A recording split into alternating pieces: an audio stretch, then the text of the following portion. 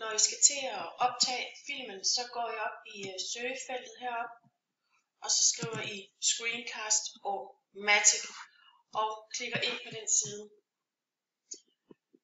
Så kommer I ind på startsiden her, og der går I ned og klikker på Start Recording.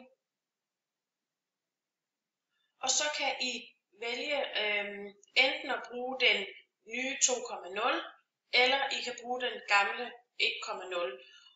Og hvis I klikker på den gamle 1.0,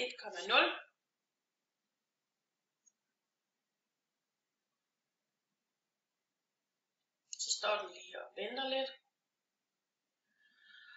Så kan I se, at der kommer sådan en stiplet linje op her. Hernede der har I nogle knapper.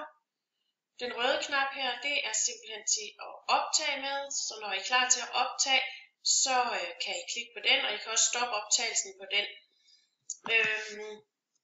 Så kan I trække i den stiplede linje og gøre den større eller mindre, alt efter hvor meget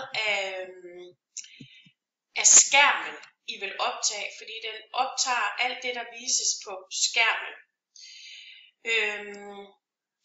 Så gør I det, at I går ind og åbner det PowerPoint, som I har lavet. Jeg har mit liggende hernede i bunden, og så går jeg ind og åbner det PowerPoint. Og så laver jeg den til et dia-show hernede. Og så er jeg sådan set klar til at optage min film. Og inden I nåede hertil, så skal I selvfølgelig have gjort jer nogle tanker om, hvad I vil sige til hvert slide. Og så, det her det er så forsiden, og så klikker I frem med piletasterne og starter måske med at sige, at den her lille film handler om mikroorganismer og hygiejne.